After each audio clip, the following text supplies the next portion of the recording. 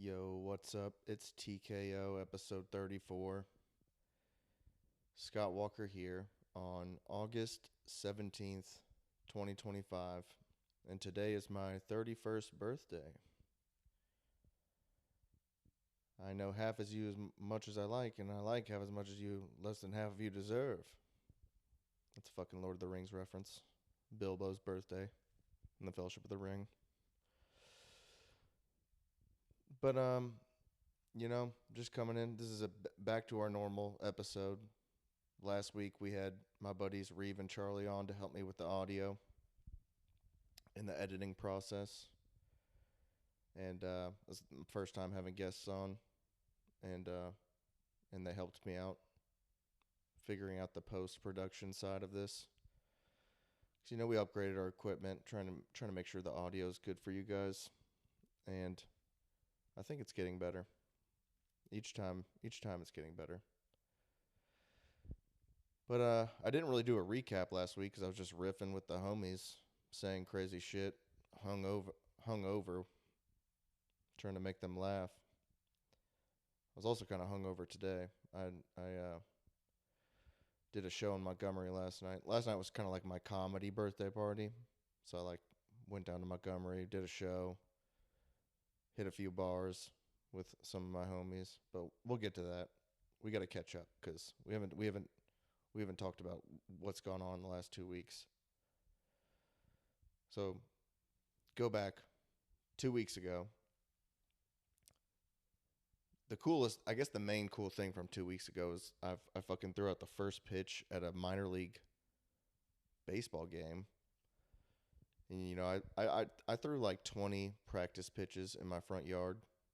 And I was kind of worried because each time I only went out like 3 times and threw like a handful I threw like 15 pitches the first time, and then like 7 pitches, and then I threw like 2 pitches. But each time I'd go out to practice, leading up to it, my first pitch was bad. And I was like, that's not good because I'm not getting a warm up pitch when I get there. But I went out there and just tossed it to the guy right over the plate. Perfect. Couldn't ask for a better toss. So that was a cool life experience. Got to throw out the first pitch at a minor league baseball game. And we had enough time to get back to Opelika for me to go hit the Irish Bread Pub open mic. And it was only 3 of us because a lot of people were out of town and traveling. So it was me, Charlie Guerrero, and Reevy Wonder. And Charlie was just like, we can all just do long sets. We can just do like 20s because we got to fill up an hour. And I was like, fuck it, I'm going to do 30. So I went first and I did 30 minutes at an open mic, which is insane. To open with 30 is crazy. But I had a lot of fun doing it. And I'd had a few beers at the baseball game. Got back, had like a whiskey drink and then a couple more beers before my set. And then after my set, 2 guys bought me beers. One of the guys who wants to do comedy, he was like, "Dude, that's the best I've ever seen you." And I was like, "No, that was definitely not." But yeah, 2 guys bought me beers after that set, so I guess it was all right. I won't turn down a free beer if offered.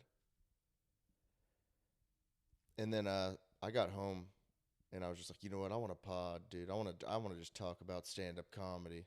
And I was like kind of sauced. So I went back and listened to it last week, and I was just because I was gonna put it in as like part 2 of the Charlie and Reeve episode. Part 2 was just gonna be my drunk podcast that I did alone after that open mic. And I think I listened to like the first minute, and I was just like, you know what? No one needs to hear this. I even talked about that with Charlie and Reeve last week. I was like, yeah, if you can do a podcast like a little bit fucked up, like buzzed, but if you're like there comes a point where it's like it's not going to be enjoyable for the sober listener. I think it's the same with stand-up comedy. Like you shouldn't do stand-up comedy fucked up. I think the more sober you are, the better. If you can, that's why when I do open mic shows, I don't drink at open mics because like that's where I'm trying to improve, and I need to be in my peak mindset so I can really absorb reality and what's going on. I don't want to be dulled by alcohol or substances. I need to be aware of what's happening. And there's no way, maybe like one or two drinks will kill some of the nerves if you're feeling a little nervous. But it's not your peak mental condition. Like you're not going to be, that's not your peak state, is a couple drinks. But I don't know. Some people think a couple drinks is their best. That's their pocket of like where they perform the best stand up comedy wise. So I'll do that. I'll do that for showcases. I like to get like 3 or 4 high noons. Oh, dude, 3 or 4 high noons for a showcase. I'm solid.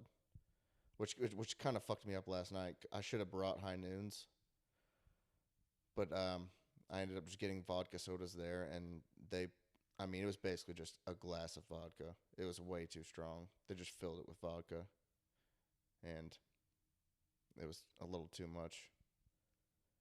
So I need to just get back to bringing high noons. I'm very particular with what I'm allowed to drink for stand-up comedy, so I don't want to just rely on the venues, because I could just get a couple beers, but I really prefer high noons because I know I can really gauge out where I'm at with high noons. So just a couple of high noons and I'm solid. And I don't feel like shit the next day because it's just like vodka. It's like a vodka seltzer basically. So, but whatever. Um, and then we went into the weekend. What did we do? Oh yeah, fuck. I went to Reeves' show. There was like a benefit show for some kids across Alabama. It's like a fundraising. It's like a youth program thing for little boys and girls and shit. I guess I don't know. But it was a free comedy show in Opelika for kids, basically. So I went there just to watch my buddies James Reeve and Will Foskey, and I took a little shroomies, and I was like, I'm not even gonna drink tonight. You know, I'm just gonna ride on these functional mushrooms. You know, these lion's mane and cordyceps, this reishi and turkey tail that I've consumed. And then I got there and I was just like, fuck it. I'm going to start drinking Michelobs. And then I just started pounding Michelobs and Zins. And then I was like, you know what? This might not be a good idea. This is fucking great. My cat's fucking sneezing in the goddamn background. Jesus Christ. Can I fucking record a podcast alone? What is going on? All right, we're back. I just had to fucking shut the door to this room. We're on a closed door policy from now on because I don't even know if I can. I guess I could just crop that part out and this part out. Because I don't know if I can edit out the background sound of her sneezing. My old podcast interface could, but I don't know. Maybe we'll figure it out. Whatever. So I went and just hung out with my friends on Saturday. Then I woke up hungover last Sunday. But Sunday's run day, so I went out and pounded a 10K, 6.25 miles, hit the ice bath. I did what I could to get my mind right for the last podcast. And the last podcast was kind of tough for me to get in the zone on. Kind of the same with this one. I kind of just repeated last weekend again, but I did enjoy doing a pod with my buddies. Maybe I'll do some more of those in the future. I do like the solo pods though, because I can just get in like a stream of consciousness flow. I don't have to go back and forth, but it is kind of fun bouncing ideas off your buddies back and forth. I think it's a lot easier to crack jokes that way. But and then this week we just did new material, new era, Scott, all new material on Monday and Wednesday. And oh yeah, Thursday was canceled. Monday I was just throwing a bunch of new material at this crowd, just fucking throwing the kitchen sink at them just to see what I liked. And then I put some stars next to the ones I did like, brought them forward into Wednesday's show. Crushed on Wednesday. I'm excited to get that tape back. The crowd was very light, but I gave that crowd a show. So all new material, it all did well. I was in the zone. I wish I could be more consistent like that. That's one of my biggest issues is consistency in my mindset. I need to approach each show with a specific mindset. What I'm trying to say is, like, I always want to be having fun. I need to be having fun and be into the show and, like, into the environment. Last night it was kind of hard for me to get into that. I was just like, you know what? I didn't really feel that comfortable. And I've done several shows at Lower Lounge. My Drunken Alabama set that was filmed in February was at the same venue I performed at last night. But I just didn't really feel comfortable for some reason. And I think it's because I've been so focused on new material that I just didn't want to go back to doing my showcase material. And because I was like, I just want to focus on new material right now. I do have some showcases later in the month, at the end of this month and beginning of September. So I just I need to shut the fuck up and just be a professional and just do my best jokes. Like, it is good that I'm trying to progress. But this crowd doesn't care about my overall progression as a comedian. They're there for that night to get a good show, and I should give them the best I got. I was booked to do 15 minute showcase. And it's like, oh man, I just want to work on new material, dude. I don't want to go back to the well and do all my good jokes. Shut the fuck up, dude. Just get into it. Commit to it. Have fun. Entertain this fucking crowd. So that's just a mindset thing for me. I need to approach showcases like a professional. Because I squeezed in like 2 new material things in, and neither of them did well. I was like, you're supposed to be doing your good stuff. Like, I like to fuck around and squeeze new material into showcases, but I think I need to take showcases more seriously going forward. And last night wasn't a bad set. I mean, there were several times where I got really good pops. Overall, I'd give it like a C. I passed. Like, no one would say, "Damn, he sucked," but no one was like, "Damn, he crushed." Like, it was just a decent set. That's it, and nothing to write home about. And that's about the fucking that's like that's on me, because that's kind of like the energy I brought into. I brought in C energy. You know, maybe if I came in with a little bit of a better attitude, a little more enthusiasm, it'd be a B or an A. But I came in there with a C mindset, and that's what I got. You know, if you come in with fucking C enthusiasm, you're gonna get a C set. If you come in with A enthusiasm, chances are you're gonna get a way better set. People are gonna be like, "Oh man, he's into this. I'm buying in." But if you're just delivering material like you barely give a shit, they're just gonna be like, "What's up with this guy?" So that's on me. And I gotta get my mindset right. I gotta come in excited to perform to this crowd, enthusiastic, I have to buy in for 15 minutes. That's what I always say. I need to be having a good time, which I did have a good time, but I need to buy in for 15 minutes. I need to be like, this is the show. Let's turn it up and let's fucking give them something good. I can't come out there and just be like, all right, I'll just tell these jokes. Can't do that, man. You get what you put in, man.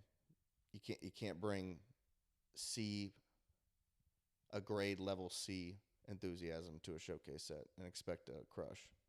You know, people can sense if you don't really care what you're saying about.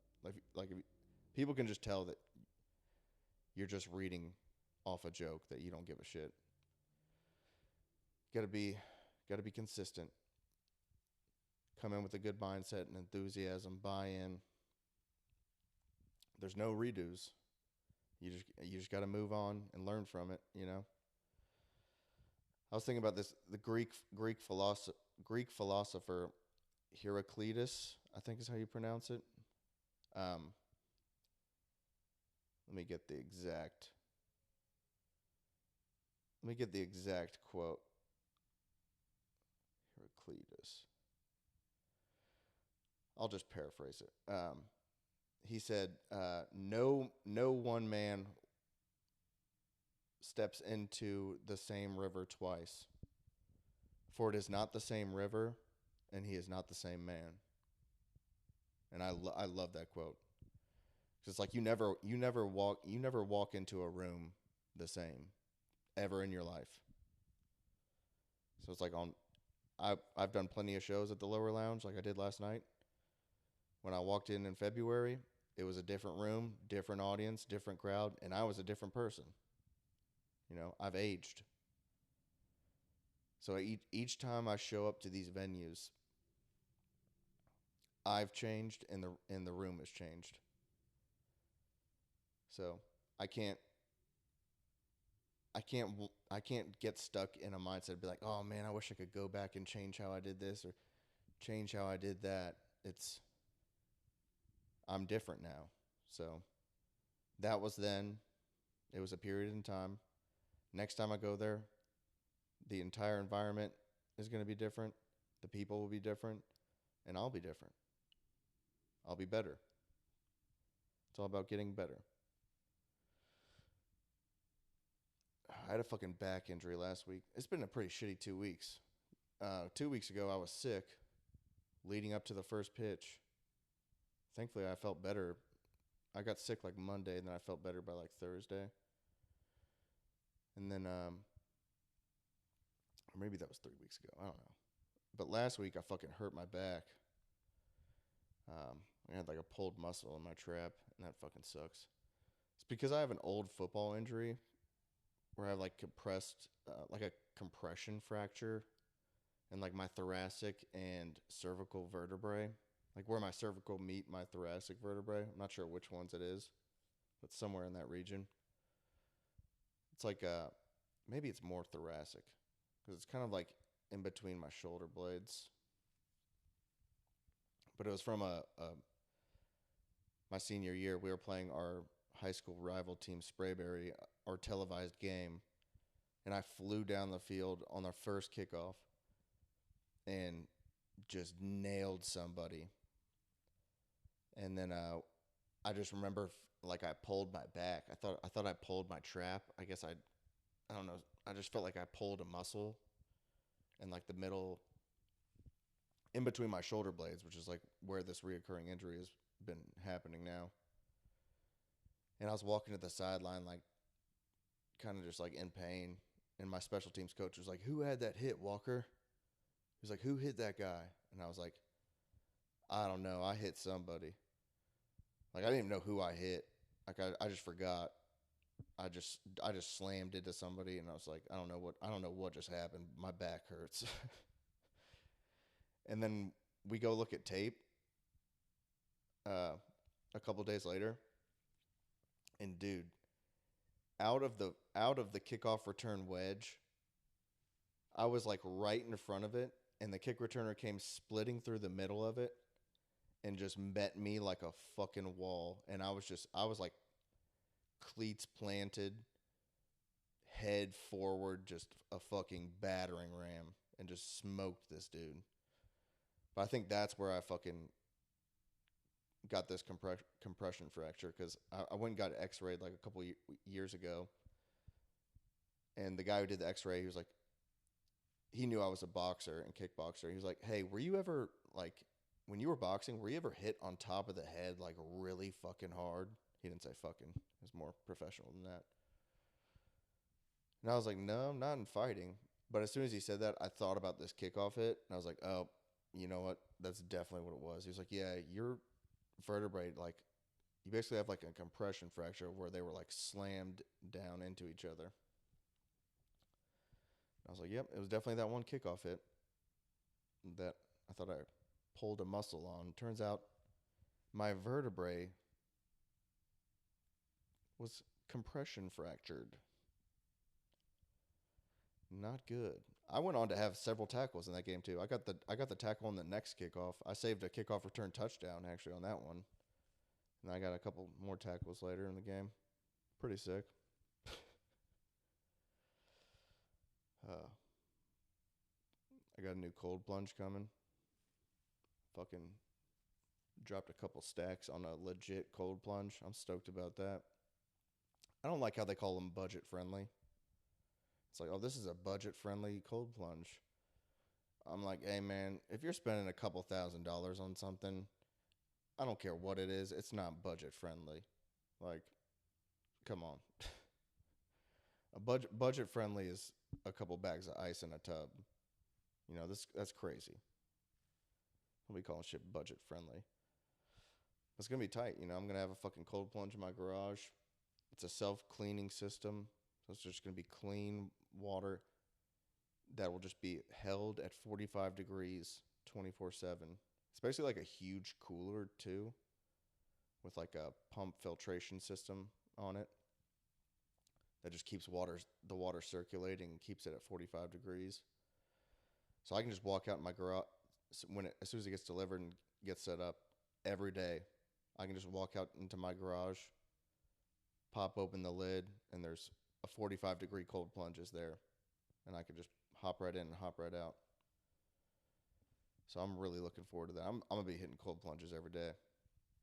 I had a cold plunge earlier after I went for a little 10K and another hungover 10K run. That was tough.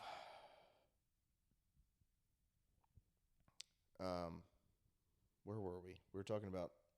Okay, so I did all new material on Wednesday, and it went well. Went really good. I'm excited to get that. I'm probably just gonna clip shit and put it on YouTube if I like it. I gotta feed the YouTube. People been digging the YouTube, so I appreciate that. If you haven't, subscribe, like, comment, check out my YouTube channel at Scott Walker Comedy. Follow me on Instagram at Scott Walker Comedy. Scott Walker Comedy on all platforms. And you're already listening to TKO, but never forget TKO is on all streaming platforms. Wherever you listen to your podcasts, you can find me, brother. Got my plugs out of the way. This is random, but I was thinking about this. There was this experience. We were driving back from the beach one time, and it was like me and my dad and like two of my buddies. I guess we went to a beach or something. Some vacation when I was in like middle school or yeah, I think we were like middle school. Middle school, maybe early high school. And we stopped at a Burger King in like the middle of nowhere in some like shitty small town in like South Georgia probably. Or South Alabama. I think South Georgia. And while we were in this Burger King, we walked in. There's a black guy in front of us, an old black guy, who's holding a bag of produce. Like a grocery bag with like some veggies in it. Kind of weird, right? I pick up on this. I'm like, that's kind of weird. He's in front of us in line. He walks up to the register, where people place their orders at Burger King to get food. They asked this man, "What would you like?" This man proceeds to not place a food order. He asks the cashier at this Burger King, and I quote, "Y'all want to buy some greens?" That's what he said. "Y'all want to buy some greens?" This man was trying to sell produce to a Burger King cashier person. I respect the hustle. It was one of the most crazy things I've ever seen in my entire life. And me and my buddy, I was like, this is crazy. I was like, this guy just tried to sell vegetables to Burger King. He just walked up to the Burger King cashier and asked if she wanted to buy some greens. That's crazy. That's crazy to have vegetables and be like, damn, I need to sell these vegetables. Who needs vegetables? Well, this Burger King over here, they put veggies on their burgers. Let me go see if they want to buy some greens. Y'all want to buy some greens? I'll never forget that line. That was one of my most favorite things I've ever seen in my life. But it didn't stop there.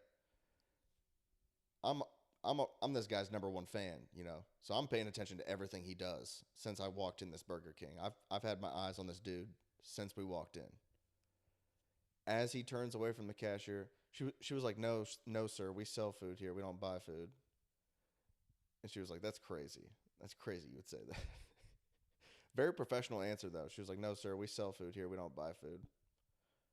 And he was like, "All right." He turns away. He's walking to leave out the Burger King. And as he like comes to a stop for a second, almost like parallel next to me, but he's just looking straight ahead. And he says to himself, "I'm a Texas Ranger." And then he keeps walking. What does that mean? I'm a Texas Ranger. This motherfucker's Walker Texas Ranger out here trying to sell greens to Burger King. I'm not making this up. I could call my buddy Connor Wilton right now and put him on the podcast and be like, "Remember that dude that tried to sell greens to Burger King?" Connor would die laughing and be like, "Yes, that guy rules." It's crazy. I forgot it. I remembered this earlier this week, and I was just like, I got to talk about this on the pod. You guys gotta hear about the Burger King greens guy. I love seeing crazy shit like that. That's what I live for, dog. Y'all want to buy some greens? I'm a Texas Ranger. I mean, put it on a t-shirt, dog. Put it on a motherfucking t-shirt. I do want to make merch. I actually ordered a TKO podcast shirt and a few hats. They're really nice. Like it's a Nike dry fit shirt and like a Richardson 112 hat. Embroidered logos on the hats. I mean, I'll probably just end up giving a few of them away because they're really nice. I'd have to order a crazy amount in bulk to get a good deal on it because for just a handful of hats, they're like,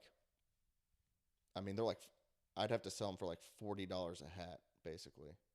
I think they were like $36 per hat. And the shirt was like 40 or 50 something. I mean, it's a Nike dry fit with my logo on it. I mean, I could make these. My buddy Charlie like heat presses shit. But I wanted to go with just like really the hat was the thing I want. I think the hat's going to be cool, but I just got a TKO shirt that I can just fucking work out in or something, fuck it. But I do have like a handful of hats. I'll keep one for me, and I'll probably give a few to some buddies, some people that actually listen to the podcast that I know. And maybe Reeve and Charlie since they've been on it. And maybe if I have a guest, I'll be like, "Hey, You're one of the few guests I've had. Here's a TKO hat. They're pretty tight. They're all black with the purple and black logo. So, getting those here in a few weeks. Interested to see how they work. Man, shout out to the Burger King guy, man. I wish I could find him and get him on the pod. I don't know. He definitely has some sort of mental issues where he's homeless. Dude, it must be fucking tough to be homeless, dude. You're just a homeless guy out in the elements. It's so freaking hot out. Dude, I went for a 10K run earlier. It's fucking brutal, man. It's fucking 90 degrees. Just the sun is just blaring on me. I'm praying to God for some shade on the next road that I turn on. Not getting it. Just clear suns, clear skies the whole way. Just getting cooked by the sun. And I was like, Jesus, man. That'd be tough to be out in these streets. Shout out to the homeless, man.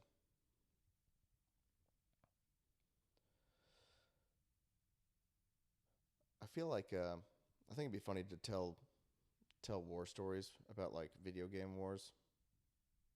I tried out the Battlefield 6 beta, not a fan. I think it'd be funny to get on a pod and talk about like Call of Duty experiences like I was deployed. The year was 2021. Me and the squad were airdropping into Verdansk, parachuting into the train station. Our intel told us it was a safe space to drop. It wasn't. We were ambushed right off the rip. We had no supplies. My squad was wiped out almost instantly.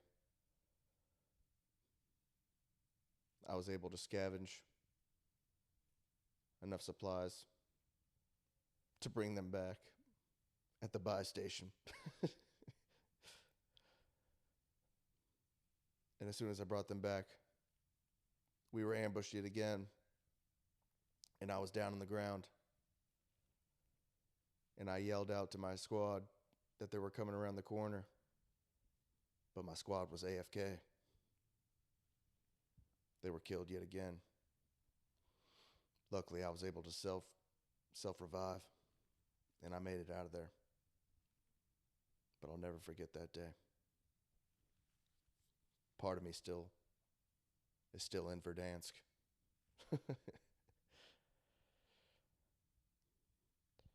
I feel like you should be able to call in a bomb threat.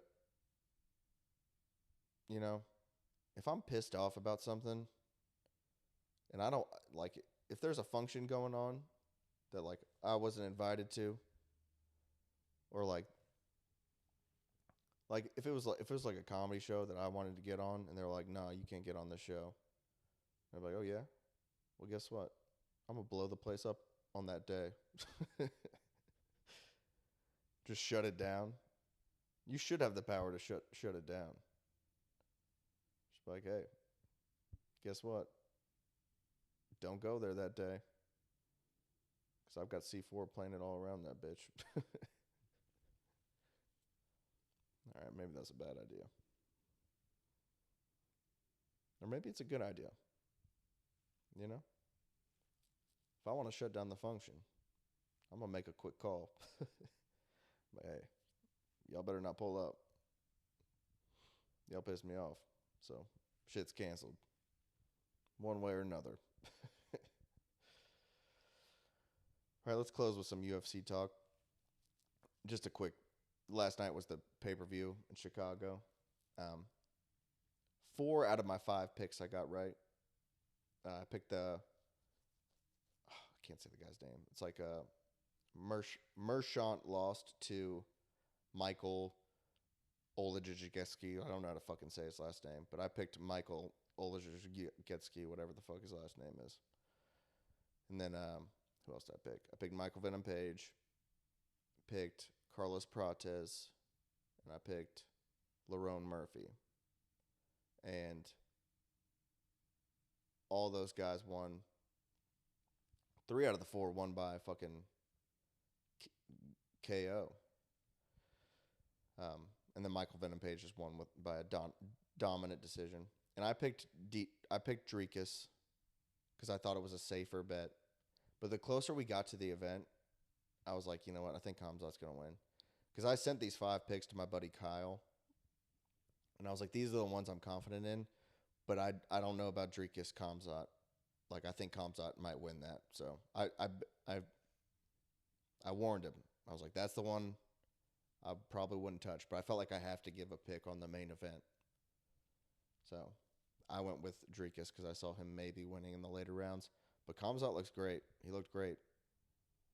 I mean, he can grapple for 5 rounds, apparently. So we were 4 for 5 last night. Pretty good. Interesting to see how that plays out at 185. Protez's KO was nasty, man. Protez's Muay Thai is disgusting. It's fucking incredible. He got a spinning elbow KO. And Lerone Murphy also got a spinning KO elbow the fight at, like, the next fight. So it was back-to-back spinning elbow KOs. If I remember correctly, I think Murphy's KO was also a spinning elbow, which is wild to have 2 back-to-back, if I remember that correctly. I was partying last night, so I didn't get back till 2 a.m., and I had a bunch of drinks, and I went and ran a fucking 10K, hungover. But it was a good run, and I felt a lot better after. Hit the fucking ice bath. Can't wait for the new ice bath to come in. But, yeah, it's interesting to think about what's going to happen at 185. I'd like to see Anthony Hernandez get up there because he surprised me with his win over Roman Dolidze. I was like, I think Dolidze might win because he has a strength advantage, maybe. But then the closer we got to that fight, too, I was like, I don't know, Anthony Hernandez might be faster and, like, I started to think that, like, maybe Anthony Hernandez picks him apart. Maybe I'm, like, thinking too much about Dolidze's power. Like, maybe Anthony Hernandez just picks him apart. And that's what ended up happening. So, be interesting to see. I think he would be a good matchup for Khamzat, maybe, because he has a really good pace and pressure. And he's a fucking tough-ass motherfucker. We got a lot of shit coming up. I booked too much stuff. I fucked my schedule up. October's crazy. September's, I've got like 3 shows. I've got a show tomorrow. I was like, I just want to hit open mics in the city and work on new material. I got a show tomorrow. I got 2 out-of-town shows at the end of the month. I got another out-of-town show September 5th. So tomorrow I'm in Opelika. I'm going to see if I can just remember all these off the top of my head. Tomorrow I got a show in Opelika, August 18th. August 27th, I'm going to Birmingham to do the Hack and Forth at the Stardome. August 29th, I'm in Moultrie, Georgia, performing with the homie and TKO listener. Shout out, Malcolm. And September 5th, going back to Birmingham to do Good Brewing Company something, their Friday show. And then I'm crazy busy at work right now, so I did a good job of leaving kind of like the early middle part of September open because I got a big deadline at September 15th for tax stuff. And then 2 days after that, I'm going down to Destin with my wife because she's got her, or I guess we're going down the 18th. She's got her big engineering exam on the 17th of September. So we're both stressed out and working like crazy. And then we're going down to Destin to a luxury resort for like Thursday, Friday, Saturday. Yeah, Thursday to Sunday. Come back. I got something. Oh, yeah. September 26th, I'm going to Prattville. I feel like I'm forgetting something. October, I'm doing something early October. I'm doing one of those benefit shows here in Opelika. I've also got my buddy's wedding reception on like October 18th.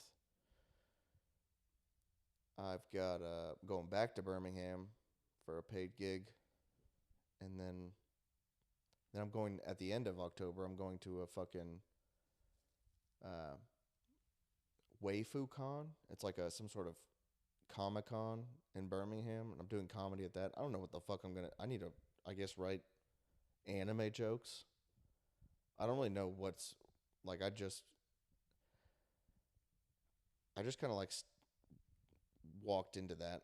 But the guy who's putting me on is Unk Roderick McDaniel. You know, he closes out at the Comedy Mothership all the time. He's a Comedy Mothership regular. He's a great comedian.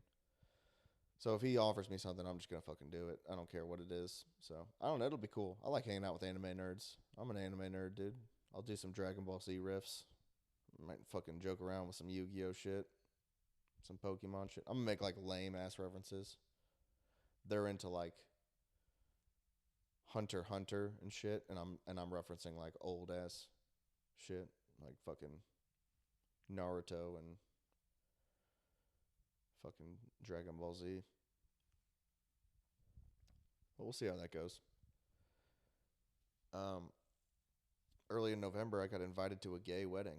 So, well, Callie got invited, and I have to go with her. So I'm going to a gay wedding.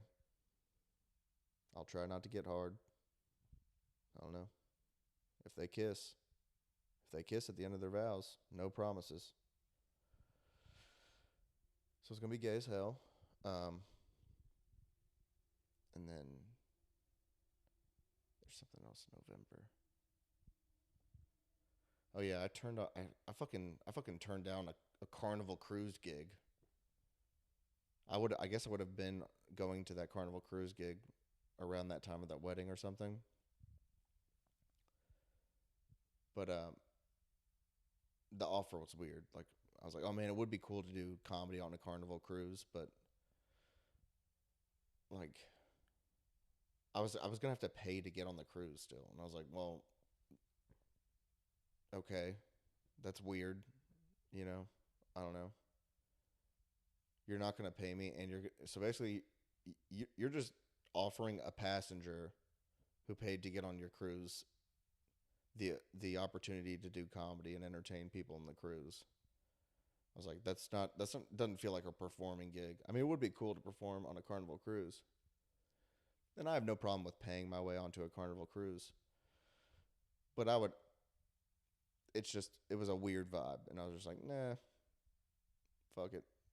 I've never been on a cruise, and I don't really care to, so I don't want to fucking go cruise around. I would have done 2 shows on it, and I would have set sail out of New Orleans and then came back to New Orleans like 3 or 4 days later. And then there was like going to be a gap period that I would have had to stay in New Orleans because I'm going to Skankfest in New Orleans November 13th through 16th. So it would have been later on in the week, like Thursday to Sunday. And I would have gotten back on like a Monday. So I would have just been gone for long as fuck. I would have been gone for like a week and a half basically to go perform on this cruise and then stay in New Orleans for like, I guess, 2 or 3 days. And then another 4 days for Skankfest and then go home. So I'd been gone for like a week and a half. I was like, fuck it, I'm just going to go to Skankfest. I'm not doing that fucking cruise. So we got a lot of shit going down. All right, well, I think we're going to wrap it up. And I just want to finish the podcast by saying this. Y'all want to buy some greens? I'm a Texas Ranger. Y'all have a good week. Love you. Bye.